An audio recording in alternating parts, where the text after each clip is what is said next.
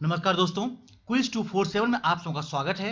जहां हम लोग आज डिस्कस करेंगे फिर से आज का दूसरा सेट रहेगा जो परीक्षा में क्वेश्चन जीके के बार बार पूछे जाते हैं। उसका 25 क्वेश्चन फिर से मैं लेके आया हूं। पिछले वीडियो में 25 क्वेश्चन पे हम लोग डिस्कस किए थे और आज फिर 25 क्वेश्चन लेके आए हैं। तो ये अल्टरनेट डेज पर 25-25 क्वेश्चन का सीरीज लेके आते रहूंगा, क्योंकि हमें वो क्वेश्चन देखने पड़ते हैं कि वो परीक्षा में कितनी बार पूछा गया और बार बार आया है नहीं आया है। तो वैसे क्वेश्चन तो जो क्वेश्चन बार बार पूछे जाते हैं परीक्षा में, तो वो आप एग्जाम की दृष्टि से काफी महत्वपूर्ण हो जाते हैं। इसलिए ऐसे क्वेश्चन को मैं ढूंढ ढूंढ के ला रहा हूं और आपको मदद कर रहा हूं। तो इससे पहले आपसे अनुरोध है कि अगर आपने मेरे चैनल अब तक सब्सक्राइब नहीं किया है तो आप प्लीज मेरे चैनल को सब्सक्राइब कर लीजिए, और सब्सक्राइब करने के बाद बगल में एक बेल का बटन बना होगा, घंटी बना होगा, उस घंटी पे क्लिक कर दीजिए ताकि हर दिन आने वाले करंट अफेयर का, इसके साथ साथ जो हम करंट अफेयर का वीडियो बनाते हैं उसका भी नोटिफिकेशन आप तक आ पाएगा और आप अपनी सफलता की ओर बढ़ पाएंगे। तो करंट अफेयर से हम लोग करंट अफेयर नहीं पढ़ते हैं, उसके साथ स्टैटिक जीके भी पढ़ते हैं, जहां पे आपको करंट अफेयर के साथ साथ उससे जुड़ी हुई जानकारियां को लिंक करके भी जानकारियां मिलेंगी। तो ये है हमारा आज का सीरीज, जिसमें हम लोग टॉप 25 क्वेश्चन जो बार बार पूछे गए उस पर डिस्कस करेंगे। और आते हैं क्वेश्चन नंबर 1 पे। पहला क्वेश्चन क्या कहता है वो देखते हैं। तो पहला क्वेश्चन क्या है वो देखिए, भारत के उद्धारक की संज्ञा किसको दी गई है? भारत का उद्धारक किसको बोला गया? लॉर्ड रिपन को, लॉर्ड डलहौजी को, लॉर्ड डर्पिन को, और इनमें से कोई नहीं। आपके साथ पास हर क्वेश्चन के लिए 5 सेकंड का समय दिया जाएगा और किसी किसी क्वेश्चन में 7 सेकंड का समय दिया जाएगा। इसका जवाब आपको कमेंट बॉक्स में डालना है। तो भारत के उद्धारक की संज्ञा किसको दी गई है? ऑप्शन है 4, आपको समय दिया गया 7 सेकंड का। Lord Ripon, lord Dalhousie, lord Dufferin और इनमें से कोई नहीं। समय शुरू होता है अब।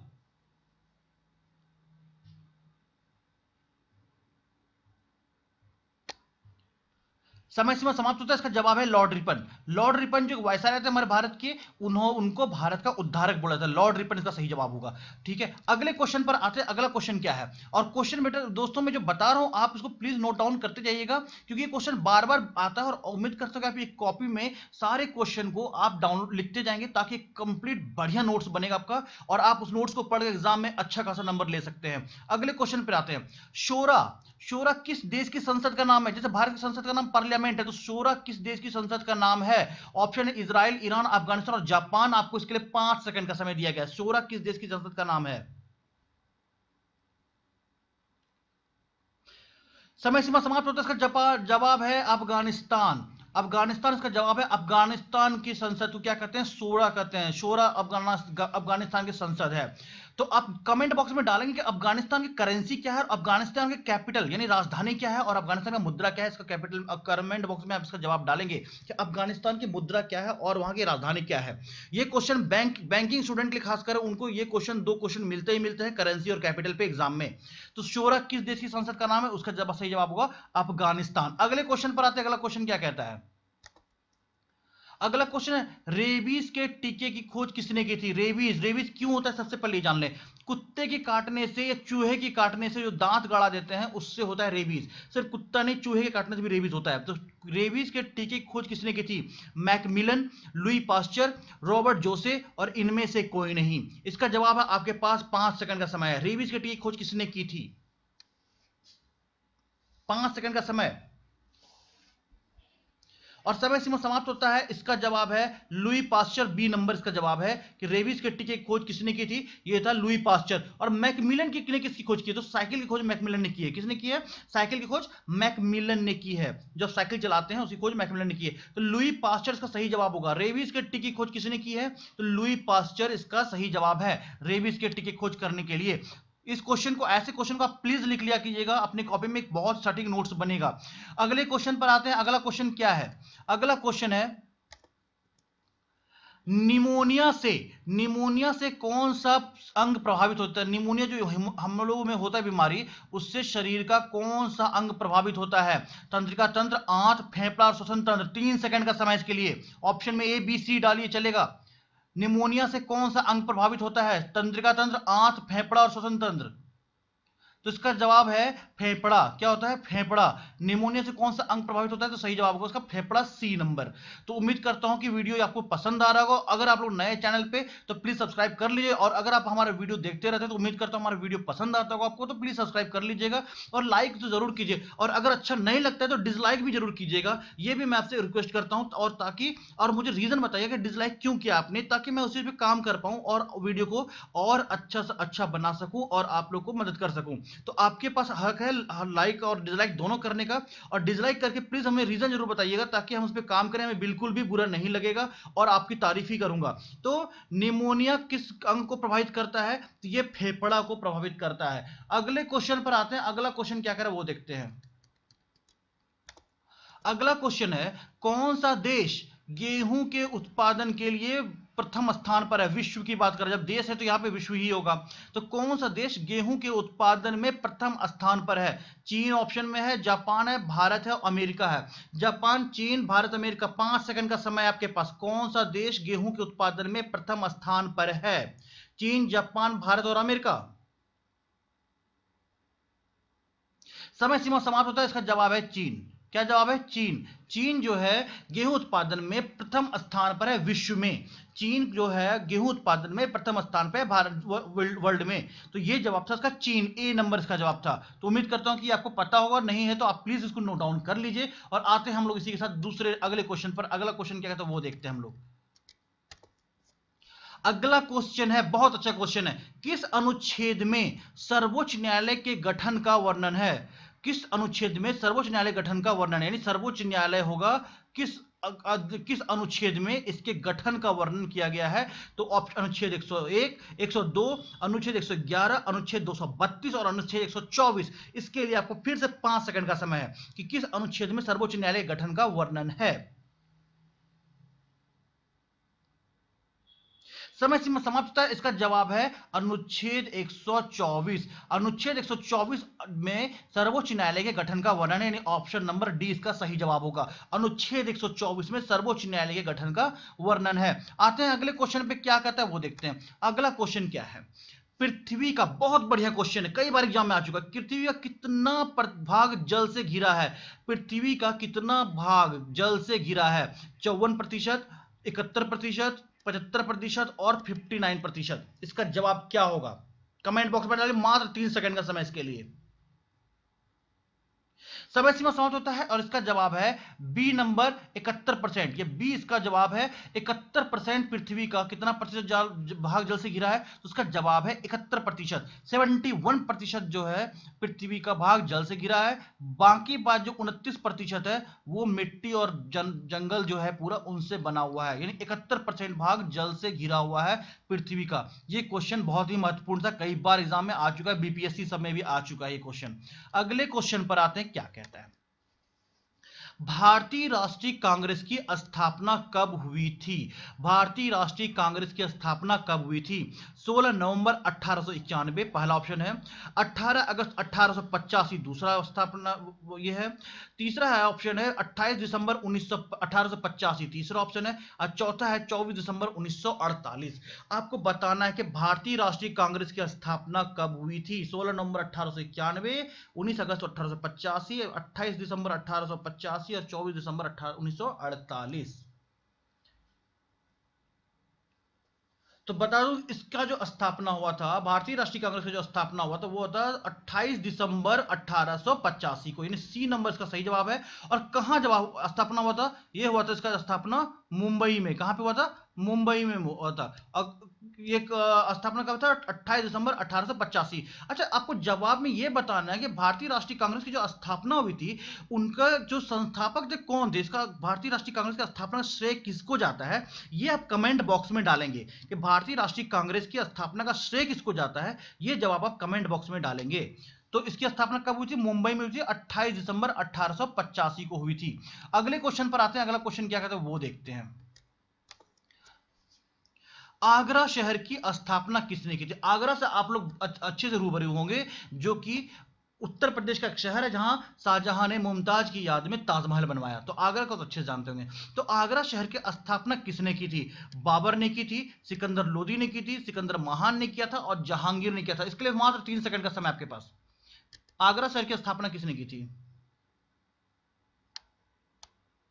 समय सीमा समाप्त होता है। इसका जवाब था सिकंदर लोदी। बी नंबर इसका जवाब है। सिकंदर लोदी ने, जो लोदी वंश के थे, सिकंदर लोदी ने इसका स्थापना किया था आगरा का। अच्छा, आपको कमेंट बॉक्स में ये बताना कि आगरा शहर की स्थापना कब हुई थी। आगरा शहर की स्थापना सिकंदर लोदी ने कब की थी? ये भी क्वेश्चन कई बार रेलवे में पूछा जा चुका है। आगरा की शहर की स्थापना कब हुई थी, ये किसने की थी? ये क्वेश्चन कई बार एग्जाम में, रेलवे में खासकर आ चुका है कि आगरा शहर की स्थापना कब हुई थी और किसने की थी। तो सिकंदर लोदी ने की थी। और कब हुई थी, इसका जवाब आपको कमेंट बॉक्स में डालना है कि इसका स्थापना कब हुआ था। अगले क्वेश्चन पर आते हैं। अगला क्वेश्चन क्या कहता है वो देखते हैं। इन सब क्वेश्चन को आंसर जरूर आप लिख लीजिएगा। बहुत ही बढ़िया नोट्स बनेगा आपको 25-25 सेट बनेगा। याद करना भी आसान रहेगा और बहुत ही सटीक क्वेश्चन है, सारे एग्जाम में आ चुके हैं और अक्सर पूछे जाते हैं। तो उम्मीद करता हूं कि आपको काफी मदद करेगा ये। और दोस्तों फिर से अनुरोध है, अगर मेरा वीडियो पसंद आता है तो प्लीज लाइक जरूर कीजिए, और नहीं पसंद आता डिसलाइक करके जरूर रीजन बताइए क्या गलतियां थी उसमें। और अगर अच्छा लगता है प्लीज लाइक करके यार शेयर कर दो यार थोड़ा सा। और अगर सब्सक्राइब नहीं किया तो आपसे अनुरोध है कि यार प्लीज सब्सक्राइब कर दो, ताकि हम भी मोटिवेट हो सके और काम कर सके और मेहनत करके आपके लिए अच्छे अच्छे क्वेश्चन ला सके। अगले क्वेश्चन पर आते हैं, क्या कहता है वो देखते हैं। अगला क्वेश्चन है, हरिहर और बुक्का भाई, हरिहर और बुक्का भाइयों ने विजयनगर साम्राज्य की स्थापना कब की थी? विजयनगर के साम्राज्य की स्थापना, पहला क्वेश्चन तो यही आता है कि विजयनगर के साम्राज्य की स्थापना किसने की थी? तो हरिहर और बुक्का ने किया था। किसने किया था? हरिहर और बुक्का ने विजयनगर साम्राज्य की स्थापना की थी। तो क्वेश्चन ये कह रहा है कि विजयनगर साम्राज्य की स्थापना कब की गई थी? तो ऑप्शन है 1336, 1339, 1354 और 1256। फिर से सुनिएगा, 1336, 1339, 1354 और 1256। इसमें से कब स्थापना की गई थी? इसमें से कब स्थापना की गई थी विजयनगर साम्राज्य की? इसका जवाब दीजिए, 3 सेकंड का समय है। समय सीमा समाप्त होता है। इसका स्थापना किया गया था 1336 में। ए नंबर ऑप्शन जो है इसका सही है कि हरिहर और बुक्का भाइयों ने विजयनगर के साम्राज्य की स्थापना कब की थी? तो जवाब है 1336 में की थी। अगले क्वेश्चन पर आते हैं। अगला क्वेश्चन क्या करता है, और जब भी आपको वीडियो में क्वेश्चन लिखने की जरूरत हो तो प्लीज इसको आप पॉज करके लिख लीजिए क्वेश्चन को और फिर आगे बढ़ जाए। ये सारे क्वेश्चन कई बार आ चुके हैं। आप जब एग्जाम दोगे तो इसी 25 क्वेश्चन में से कुछ ना कुछ क्वेश्चन, एक ना दो क्वेश्चन आपको आ जाएगा एग्जाम में। अच्छा, अष्टदिग्गज, बड़ा बढ़िया क्वेश्चन है। अष्टदिग्गज जो कि 8 कवियों के लिए परिचित शब्द था, यानी 8 महान कवियों को मिलाकर बनाया गया था अष्टदिग्गज। वो किसके दरबार में थे? अष्टदिग्गज किसके दरबार में थे? बाबर, जहांगीर, कृष्णदेव राय और शाहजहां। किनके दरबार में थे अष्टदिग्गज? बताइए इसका जवाब। इसका जवाब है सी, कृष्णदेव राय। कृष्णदेव राय के दरबार में अष्टदिग्गज रहते थे। तो कृष्णदेव राय कौन थे? कृष्णदेव राय जो थे तुलुप वंश के बहुत ही प्रतापी शासक थे, तुलुप वंश के। और इनका जो कार्यकाल था वो 1509 से लेकर 1529 तक था, यानी 20 साल तक ये राजा रहे थे। तो कृष्णदेव राय जो तुलुप वंश थे 1509 से कब से थे? 1509 से 1529 तक थे। 1509 से लेकर 1529 तक थे ये, ठीक है। और उनको जो है ये बहुत ही फेमस लीडर शासक थे और इनके दरबार में अष्टदिग्गज रहते थे। तो ये क्वेश्चन आ जाता है कि अष्टदिग्गज किनके दरबार में रहते थे? तो इसका सही जवाब होगा कृष्णदेव राय। कृष्णदेव राय के दरबार में अष्टदिग्गज रहते थे। उनका कार्यकाल क्या था? 1509 से 1529। अगले क्वेश्चन पे आते हैं। अगला क्वेश्चन क्या कहता है वो देखते हैं। क्वेश्चन नंबर 12, बहुत बढ़िया क्वेश्चन। प्रथम लोकसभा का गठन कब हुआ था? प्रथम लोकसभा गठन कब हुआ था? 1952 को, 1955 को, 1954 को, 1953 को। तो ये जवाब आपको देना है कि प्रथम लोकसभा गठन कब हुआ था? 1952, 1955, 1954 और 1953। आपके पास 5 सेकंड का समय है। समय सीमा समाप्त होता है। तो इसका जवाब है 1952 को। प्रथम लोकसभा का गठन कब हुआ था? तो 1952 को। ए नंबर सही इसका जवाब है। 1952 को लोकसभा गठन हुआ था। और ये किस डे को हुआ था, मतलब दिन, डेट, तारीख क्या था उस दिन? तो 6 मई को हुआ था। कब हुआ था? 6 मई को 1952 को ये लोकसभा का गठन हुआ था। 6 मई 1952 को लोकसभा का गठन, प्रथम लोकसभा गठन हुआ था। अगले क्वेश्चन पर आते हैं। अगला क्वेश्चन क्या कहता है वो देखते हैं।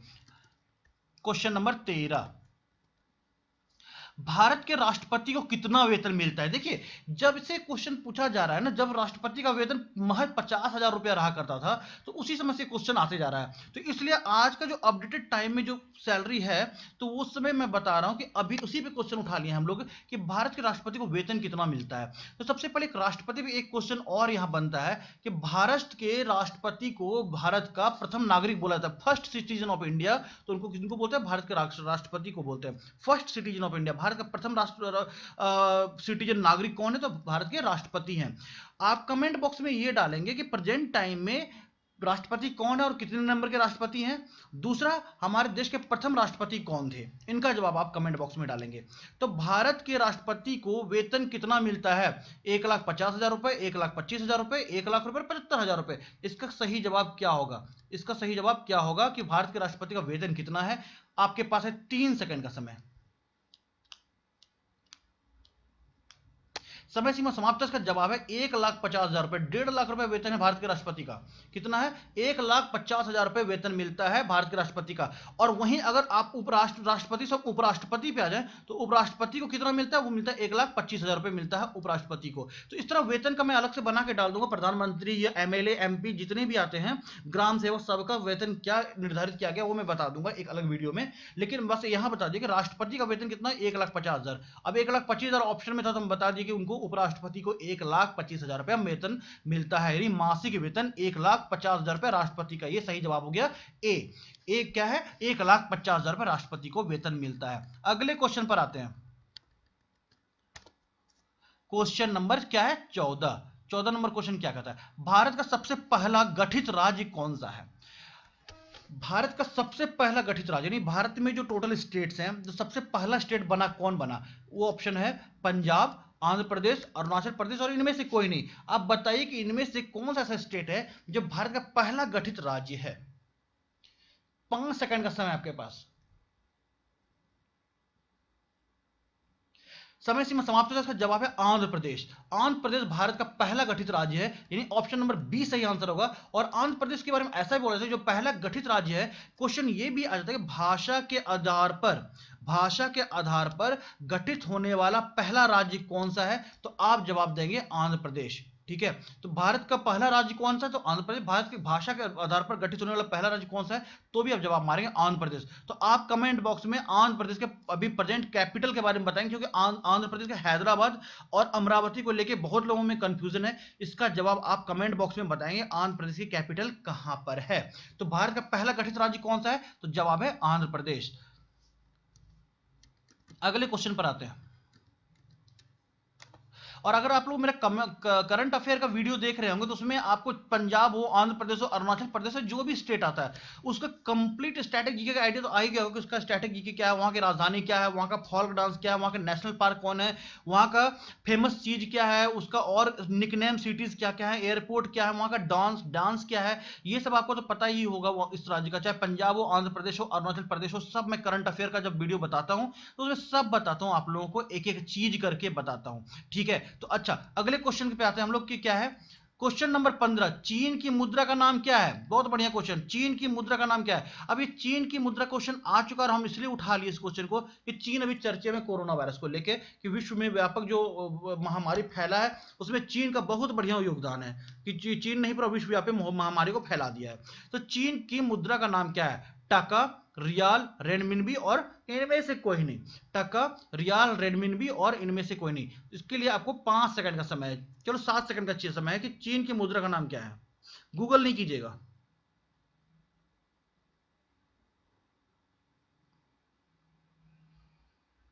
समय सीमा समाप्त होता है। इसका जवाब है रेनमिनबी। क्या नाम है? रेनमिनबी यहाँ का करेंसी है। चीन की करेंसी क्या है? रेनमिनबी। चीन की करेंसी क्या है? रेनमिनबी। अच्छा, टका और रियाल कहाँ करेंसी है, कहाँ की मुद्रा है? आप जवाब कमेंट बॉक्स में डालेंगे। टका कहाँ की है, रियाल कहाँ करेंसी है, और चीन की राजधानी कहाँ है? वो है बीजिंग। कहाँ पे? बीजिंग। तो आप कमेंट बॉक्स में जब डालेंगे टका और रियाल कहाँ की राजधानी है, मुद्रा है, ये आप जवाब कमेंट बॉक्स में डालिएगा। और अगले क्वेश्चन पर आते हैं हम लोग। अगला क्वेश्चन क्या है तो वो देखते हैं। चीनी यात्री फाहियान सबसे पहले क्वेश्चन ये बनता है फाइयान कहाँ का यात्री था, तो चीनी यात्री था। यहाँ पे एक लिंक ये हो गया, तो क्वेश्चन को ऐसे लिंक करके पढ़िएगा ना तो क्वेश्चन याद होंगी और एक क्वेश्चन से कई क्वेश्चन बन जाता है। यही क्वेश्चन एग्जाम में पूछता है तो फिर फंस जाता है, इसलिए रटना सही नहीं होता है। तो चीनी यात्री फाइयान किसके शासनकाल में भारत आया था? फाइयान किसके शासनकाल में भारत आया था? चंद्रगुप्त मौर्य, ह्वेनसांग, शाहजहां और इनमें से कोई नहीं। ये क्वेश्चन मुझे लगता है 10 से ज्यादा बार एग्जाम में आ चुका है कि चीनी यात्री फाइयान किसके शासनकाल में आया था। 10 से ज्यादा बार एग्जाम में ये क्वेश्चन आ चुका है। चंद्रगुप्त मौर्य, ह्वेनसांग, शाहजहां और इनमें से कोई नहीं। सिर्फ 3 सेकंड का समय इसके लिए। ये बहुत बच्चा क्वेश्चन है लेकिन बहुत इंपॉर्टेंट क्वेश्चन है। समय समाप्त होता है, इसका जवाब है ह्वेनसांग। ह्वेनसांग के दरबार में आया था, बी। तो ह्वेनसांग के शासन काल में चीनी यात्री फाइयान भारत आया था। क्या नाम था उसका? ह्वेनसांग के शासन काल में आया था। उसका नाम क्या था? फाइयान। जो चीनी यात्री था वो भारत आया था। दोस्तों फिर से आपसे अनुरोध है कि अगर मेरा वीडियो पसंद आता है तो प्लीज लाइक जरूर करो, और नहीं आता तो डिसलाइक करके कारण बता दो, मैं उस पर काम करूंगा। और अगर अच्छा लगता है प्लीज लाइक करो, शेयर कर दो, और सब्सक्राइब नहीं किया सब्सक्राइब कर लो, थोड़ा मुझे मोटिवेट कर दो। हम आपके पास एक से एक क्वेश्चन लेके आएंगे, आपको बहुत मजा आने वाला है, इसकी गारंटी है। अगला क्वेश्चन क्या कहता है वो देखो। मनुष्य की खोपड़ी में कितना अस्थियां होती हैं? मनुष्य की खोपड़ी में कितनी अस्थियां होती हैं? तो 24, 26, 29 और 28। देखिए कहीं कहीं किताब में ना आप 22 अस्थियां में पढ़ लीजिएगा, ठीक है। कहीं कहीं किताब में क्या किया है कि 22 अस्थियां दे दिया, लेकिन मैक्सिमम ये गलत है। तो ये क्वेश्चन, ये जवाब गलत है। 22 अस्थियां नहीं होती हैं, कहीं कहीं आपको 22 अस्थियां भी दिखेंगी। तो मनुष्य की खोपड़ी में कितनी अस्थियां होती है? 24, 26, 29, 28। इसलिए हम 22 यहाँ पहले बता दिए, 22 ऑप्शन मैंने इसमें नहीं रखा है, इसलिए पहले बता दिए कि 22 अस्थियां कहीं कहीं पढ़िएगा, लेकिन ये गलत जवाब है। इसलिए बताइए मनुष्य की खोपड़ी में कितनी अस्थियां होती हैं?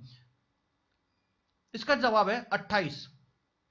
डी नंबर सही जवाब है इसका, कि मनुष्य के शरीर खोपड़ी में 28 अस्थियां होती हैं। अच्छा आप एक चीज बताइएगा, एक जो नवजात शिशु होता है उसके शरीर में कितनी हड्डियां होती हैं शुरू में? इसका जवाब कमेंट बॉक्स में डालिएगा। एक वयस्क पुरुष में कितनी हड्डियां होती हैं और एक नवजात शिशु में कितनी हड्डियां होती हैं, इसका जवाब आप कमेंट बॉक्स में डालिएगा। ये क्वेश्चन भी कई बार आ चुका है, आने वाले सीरीज में भी क्वेश्चन पूछ ही दूंगा मैं कि बच्चे के शरीर में कितनी हड्डियां होती हैं। इसका जवाब कमेंट बॉक्स में डालिएगा, ये क्वेश्चन कई बार आ चुका है एग्जाम में। अगले क्वेश्चन पर आते हैं बिना विलंब किए। बायोटीन। बायोटीन किस विटामिन का रासायनिक नाम है? किस बायोटीन, ये क्वेश्चन पूछ रहा है कि बायोटीन जो है किस विटामिन का रासायनिक नाम है? Vitamin B5, vitamin B6, vitamin B7 और विटामिन B12। इन चारों में से बायोटीन किस विटामिन का नाम है? इसके जवाब के लिए आपको देता हूं मैं 10 सेकंड का समय इस बार।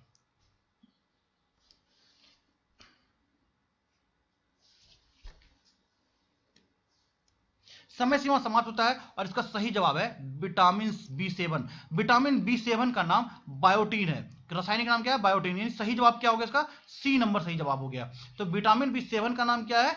विटामिन B7 का नाम बायोटीन है। अगले क्वेश्चन पर आते हैं। अगला क्वेश्चन क्या कहता है वो देखिए। उम्मीद करता हूं दोस्तों ये सारे क्वेश्चन आप लिख रहे होंगे, अपनी कॉपी में नोट डाउन करते जा रहे होंगे। सर्वाधिक विद्युत चालकता वाला तत्व क्या है? यानी वो तत्व जो कि विद्युत को चालक करने में, विद्युत का जो चालक होता है वो सबसे ज्यादा सपोर्ट करता है। सोना, चांदी, एल्युमिनियम और तांबा, इनमें से सबसे ज्यादा चालकता वाला तत्व कौन सा है?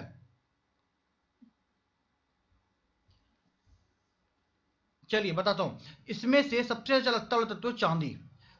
बिजली का सबसे ज्यादा, विद्युत का सबसे बड़ा चालक कौन सा है इसमें? इसमें है चांदी। सबसे बड़ा चालक है चांदी। ये सब क्वेश्चन कई बार आ चुका है एग्जाम में। बीपीएससी में ये सब क्वेश्चन पूछा गया, जेपीएससी में पूछा गया, एमबीपीएससी, यूपीएससी, जितने सारे एग्जाम में सब में ये क्वेश्चन पूछा गया सर्वाधिक विद्युत चालकता वाला तत्व कौन सा है? तो सही उत्तर होगा चांदी। अगले क्वेश्चन पर आते हैं। अगला क्वेश्चन क्या कहता है वो देखते हैं थोड़ा। समुद्री घास में क्या पाया जाता है? समुद्री घास में क्या पाया जाता है? प्रोटीन, वसा, विटामिन और आयोडीन। ये 4 ऑप्शन दिए गए हैं और आपको बताना है कि समुद्री घास में क्या पाया जाता है। प्रोटीन, वसा, विटामिन और आयोडीन। और समय आपके पास महज 5 सेकंड। समय सीमा समाप्त। इसका जवाब है आयोडीन। समुद्री घास में क्या पाया था? आयोडीन। तो सही जवाब क्या होगा? डी। तो डी इसका सही जवाब है, ठीक है। डी इसका सही जवाब है। और समुद्री घास में क्या पाया जाता है? आयोडीन। आयोडीन होता है समुद्री घास में। तो इस जब क्वेश्चन को लिख लीजिएगा, समुद्री घास में क्या पाया जाता है वो होता है आयोडीन। अगले क्वेश्चन पर आते हैं।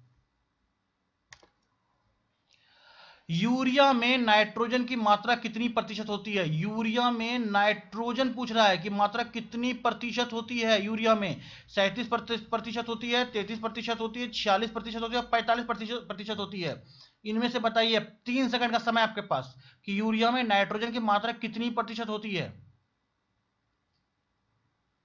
समय सीमा समाप्त होता है और इसका जवाब है 46%। 46% यूरिया में नाइट्रोजन की मात्रा कितनी होती है? 46%। आंसर सी सही है।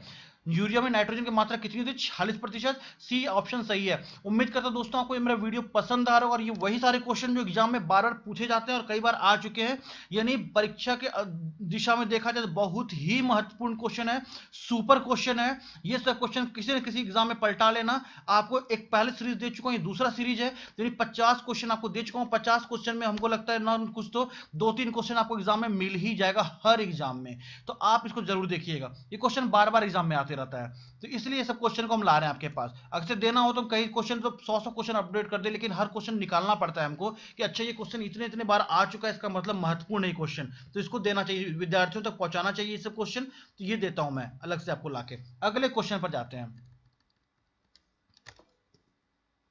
निम्नलिखित में से किसका उपयोग चूहे के विष में होता है? ये एसएससी में पूछ चुका है कई बार, सीजीएल में। निम्नलिखित में से किसका उपयोग चूहे के विष में होता है? Zinc phosphide, zinc oxide, zinc chloride और कोलाइड। इस 4 ऑप्शन में से आपको बताना है कि चूहे का जो विष, चूहे का जो जहर होता है, उसमें से चूहा जिससे मरता है उसमें से क्या ऑप्शन में से क्या दिया रहता है, किसका उपयोग होता है? Zinc phosphide, zinc oxide, zinc chloride और कोलाइड। 5 सेकंड का समय आपके पास। समय सीमा समाप्त है। इसका जवाब है जिंक फास्फाइड। क्या है? Zinc phosphide. ये इसका सही जवाब है। सही जवाब क्या होगा? Answer number A. ए इसका सही जवाब है। जिंक फास्फाइड जो है इसमें चूहे मारने का जहर में ये यूज होता है। अगले क्वेश्चन पर आते हैं। अगला क्वेश्चन क्या कहता है वो देख लेते हैं एक बार। अगला क्वेश्चन है खो खो। खो खो क्या है? एक तरह का खेल है। खो खो में खिलाड़ियों से, देखो खिलाड़ियों की संख्या पूछ दिया, तो खो खो में खिलाड़ियों की संख्या कितनी होती है? 6, 8, 9 और 5। इसका जवाब दीजिए। 3 सेकंड का समय है। खिलाड़ियों, खो खो में खिलाड़ियों की संख्या कितनी होती है? 3, 6, 8 और 9। इनमें से बताइए।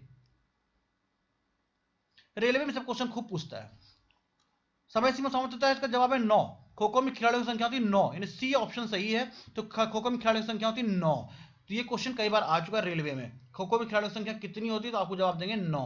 अच्छा, second last question of today's video. आज के वीडियो का सेकंड लास्ट क्वेश्चन है। इसके बाद और एक क्वेश्चन मात्र रहेगा। तीर अंदाजी किस देश का राष्ट्रीय खेल है? तीर अंदाजी किस देश का राष्ट्रीय खेल है? नेपाल, चीन, भूटान, भारत और भूटान, अफगानिस्तान और भूटान। नेपाल, चीन, अफगानिस्तान और भूटान। इसके लिए आपको 7 सेकंड का समय है। नेपाल, चीन, अफगानिस्तान और भूटान, तीर अंदाजी किस देश का राष्ट्रीय खेल है? रेलवे का क्वेश्चन है ये, बार बार पूछा गया। रेलवे सब में, गुड्स गार्ड में, रेलवे ग्रुप डी में सब पूछा गया। तीर अंदाजी किस देश का राष्ट्रीय खेल है? तो इसका जवाब है भूटान। भूटान, भूटान की राजधानी इसका जवाब है। तो आप कमेंट बॉक्स में डालेंगे सबसे पहला कि हमारे भारत का राष्ट्रीय खेल क्या है। वैसे क्रिकेट तो फेमस है इंडिया में, लेकिन राष्ट्रीय खेल क्रिकेट नहीं है। तो आप जवाब देंगे भारत का राष्ट्रीय खेल क्या है, पहला। और दूसरा ये जवाब देंगे कि भूटान की करेंसी क्या है और भूटान की कैपिटल क्या है, भूटान की मुद्रा क्या है और भूटान की राजधानी क्या है। इसका जवाब आप कमेंट बॉक्स में डालेंगे। ये क्वेश्चन कई बार आता है। तो तीरंदाजी किस देश का राष्ट्रीय खेल है? तो सही आंसर विल बी क्या होगा? डी नंबर सही आंसर होगा, भूटान इसका। और आज का आखिरी क्वेश्चन और आज की सीरीज का आखिरी क्वेश्चन वो देखते हैं क्या कहता है क्वेश्चन आज का। राष्ट्रमंडल खेलों की शुरुआत किस देश से शुरू हुई? राष्ट्रमंडल खेल की शुरुआत किस देश से शुरू हुई? राष्ट्रमंडल खेल तो होते रहते हैं, कहां से शुरुआत हुई इसकी? तो कनाडा है, जर्मनी है, भारत और ऑस्ट्रेलिया। इन 4 देश में बताइए कि इसकी शुरुआत कब हुई। तो सबसे पहले बता दें राष्ट्रमंडल खेल की जो शुरुआत हुई है वो कब हुई है? वो हुई है 1930 से। कब से हुई है? 1930 से राष्ट्रमंडल खेल की शुरुआत हुई है। तो आप ये जवाब देंगे कि राष्ट्रमंडल खेल की शुरुआत किस देश से हुई थी। सबसे पहले कहां खेला गया था? कनाडा, जर्मनी, भारत और ऑस्ट्रेलिया। 10 सेकंड का समय आपके लिए दिया गया है।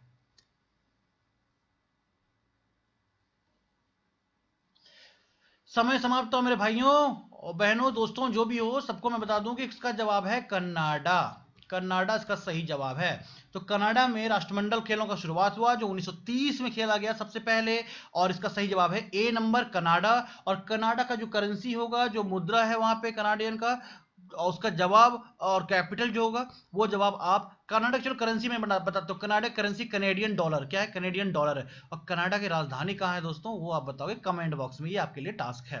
तो ये आज का आखिरी क्वेश्चन था। उम्मीद करता हूं कि आपको ये मेरा वीडियो पसंद आया होगा और आप अगर हमारे चैनल पर न्यू हैं तो प्लीज सब्सक्राइब कर दीजिए। ये क्विज 24 चैनल का ये हमारा लोगो है, आप देख लीजिए यहाँ पे, ये मेरा लोगो है। अगर आपको मेरा चैनल अच्छा लगता है, हमारे क्वेश्चन अच्छे लगते हैं, पढ़ाने का तरीका अच्छा लगता है, तो आप प्लीज सब्सक्राइब करिए। और अगर वीडियो अच्छा लगता है लाइक जरूर कीजिए, और अच्छा नहीं लगा है तो डिसलाइक कर दीजिएगा, और हमें कारण बता दीजिएगा दोस्तों कि आप इस वजह से डिसलाइक किए हैं। हम उस पर काम करके सुधार करके जरूर अगले वीडियो में आएंगे जैसे आपका कमेंट हमारे पास मिलेगा। और अगर आपको अच्छा लगता है तो प्लीज शेयर तो कर दीजिएगा, इतना तो बनता ही बनता है। अगर हमारे मेहनत को अच्छा लग रहा है आपको तो ये रिवार्ड तो मुझे मिलना ही चाहिए कि आप वीडियो शेयर करिए दोस्तों के बीच, ताकि उन लोगों के बीच पहुंच सके और ये सेलेक्टेड 25 क्वेश्चन आप तक मिल सके।